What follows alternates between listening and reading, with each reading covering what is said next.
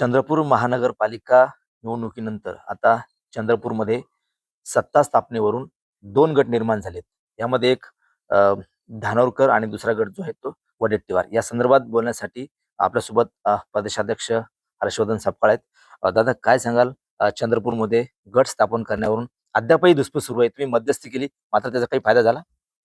एकंदरीत 27 नगरसेवक काँग्रेसच्या चिन्हावर निवडून आलेले आहेत आणि त्यातील एका काही जणांनी काल आपल्या स्वाक्षऱ्या या कमिशन ऑफिसमध्ये दिलेल्या आहेत. लगातार 3 दिवस सुट्या असल्यामुळे अ, कदाचित सगळ्या जणांचा एकत्रित हा समन्वय होऊ शकला नसेल. त्यामुळे आमच्या 27 पैकी काही जणांनी त्यांचं नाव तिथे जे आहे रीतसर जी प्रक्रिया आहे ती प्रक्रिया पूर्ण केलेली आहे आणि उर्वरित सदस्य जे आहेत ती देखील ती प्रक्रिया पूर्ण करतील. पण तुम्ही मध्यस्थी केल्यानंतर प्रतिभा धानोकर यांनी 27 नगरसेवकांचं यादीसह विभागीय कार्यालयामध्ये घटस्थापनेचा दावा केला होता. मात्र विजय वडेट्टीवार यांनी त्याला विरोध केला. त्यांच्या गटाने विरोध केला. जवळपास 14 नगरसेवकांनी तसं पत्र दिलं विभागीय आयुक्ताकडे. नाही, आमचे दोन्ही नेते आहेत आणि मुळात काँग्रेसवर निवडून आलेले आहेत. त्यामुळे आपसूक जो आहे पक्ष आमचा एकत्र असल्यामुळे दोन्ही आमचे नेते असल्यामुळे समन्वय हा निश्चित स्वरूपामध्ये घडून येईल. मला त्याची संपूर्णता माहिती नाही. मात्र कुठल्याही पुढच्या ज्या सगळ्या प्रक्रिया आहेत त्याही समन्वयातील काँग्रेसचाच महापौर त्या ठिकाणी बसेल.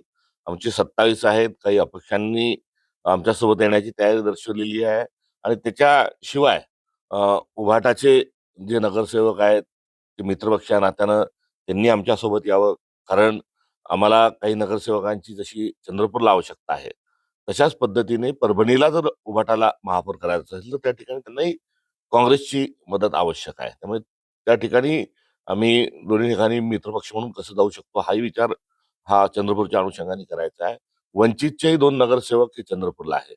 ते देखील मित्रपक्ष या नात्यानं सोबत कसे घेता येईल या सर्व पातळीवर प्रयत्न सुरू आहेत आणि यामध्ये अ, वरून हे कुठेतरी वादळ जरी दिसत असलं तरी हे पेल्यातली वादळ आहेत आणि हा काही खूप मोठा चिंतेचा विषय नाही. दोन्ही आमचे नेते आहेत.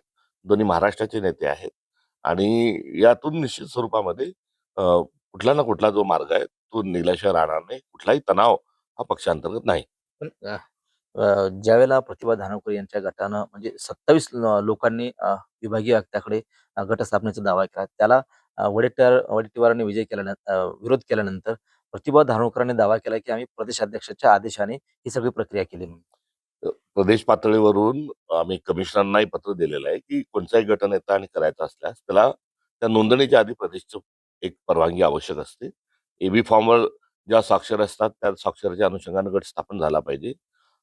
अशा देखील निवडणूक आयोगाच्या आणि एकंदरीत प्रक्रियेचा भाग आहे आणि त्या अनुषंगानं जो अ, आमच्या सर्व उभय नेत्यांच्या नगरसेवकांच्या चर्चेच्या अंती तशा स्वरूपाचं पत्र जे आहे हे प्रदेश पातळीवरून हे दिलं जाईल. त्यामुळे खूप क्लिष्ट किंवा हा हा हा बाब नाही किंवा खूप तांत्रिक आहे अशा प्रकारची बाब नाही.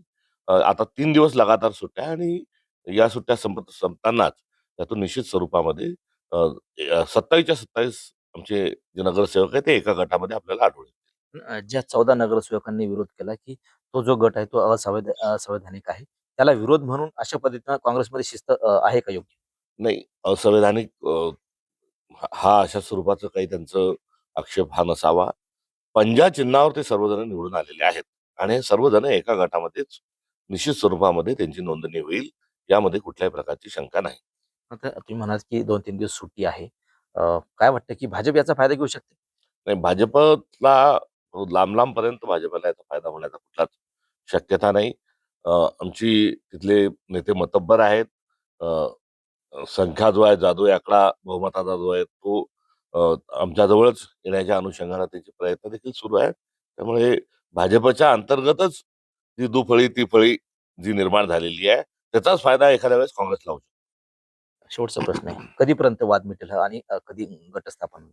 नाही, हा वाद नाहीच आहे. ही चर्चा जी आहे ती चर्चा आहे आणि एकदा अ, या संदर्भामध्ये मित्रपक्षांना सोबत घेतल्यानंतर जे सूत्र आहे, ते सूत्र निश्चित होईल. आमच्यासोबत येणारे जे नगरसेवक आहेत, मित्रपक्ष आहेत, त्यांचं काय म्हणणं आहे हा देखील या चर्चेचा एक महत्त्वाचा भाग आहे आणि तो आल्यानंतर तिथलं जे निघालेलं आरक्षण, तिथली उपमहापौर, स्थायी समिती, गटनेता या अनुषंगानं सर्वसमावेशक अशा स्वरूपाचा निर्णय निश्चित होईल.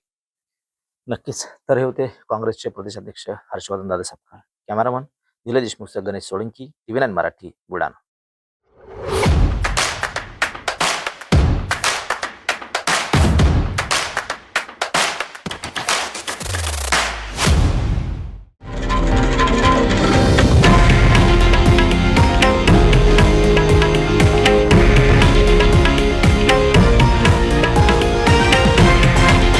हे आहे देशातील नंबर 1 न्यूज नेटवर्क आणि आपण पाहत आहात TV9 मराठी, एकमेव.